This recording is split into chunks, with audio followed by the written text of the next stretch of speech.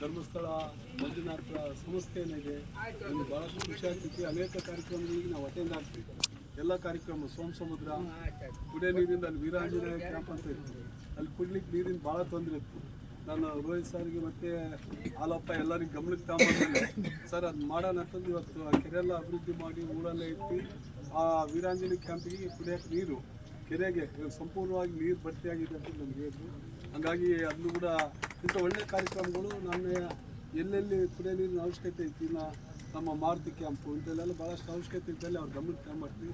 ಅವ್ರು ಕೂಡ ಪ್ರಾಮಾಣಿಕವಾಗಿ ಅದಕ್ಕೆ ಸಪೋರ್ಟ್ ಮಾಡೋಕ್ಕೆ ಕೆಲಸ ಸಂಸ್ಥೆಯವ್ರು ಮಾಡ್ತಾರೆ. ಅವ್ರಿಗೆ ಧನ್ಯವಾದಗಳು ತಿಳಿಸ್ತೀವಿ. ಅದೇ ರೀತಿ ಇವತ್ತೇನು ತಾವೆಲ್ಲ ತಿಪ್ಪಮ್ಮ ಅವರು ಒಬ್ಬರೇ ಅಂತ ತಿಳ್ಕೊಂಬದು ಬೇಡ. ನಮ್ಮ ಹೊಸ ಗೆಳತಿಯರನ್ನೆಲ್ಲ ನಮ್ಮ ತಾಯಿದ್ರು ಬಂದಾರ, ಎಲ್ಲ ಹಿರಿಯರು ಬಂದಾರ, ಎಲ್ಲ ನಿಮ್ಮ ಜೊತೆಗಿದ್ದೀವಿ. ಏನಿದು ಭಯಪಡೋಂಥ ಅವಶ್ಯಕತೆ ಇಲ್ಲ. ಹಾಗಾಗಿ ನಾವು ಕೂಡ ನಮಗೆ ಎಲ್ಲ ರೀತಿಯಲ್ಲಿ ಸಹಾಯ ಮಾಡ್ತೀವಿ. ಮುಂದೆ ಬರೋಂಥ ದಿನಗಳಲ್ಲಿ ಮಾರ್ಚ್ ಆದಮೇಲೆ ಮನೆಗಳು ಬರ್ತಾವೆ.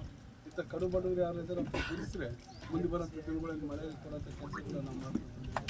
ಅದೇ ರೀತಿ ಸಂಸ್ಥೆಗೆ ಒಳ್ಳೆಯದಾಗಲಿ, ಒಳ್ಳೆಯ ಕೆಲಸಗಳು ಕೆಲವೊಂದು ಒಳ್ಳೆ ಕೆಲಸ ಮಾಡಬೇಕಾದ್ರೆ ಎಲ್ಲರೂ ಒಂದು ಕೆಟ್ಟದ್ದು ಆಲೋಚನೆ ಮಾಡುತ್ತಾ ಇದ್ದಾನೆ.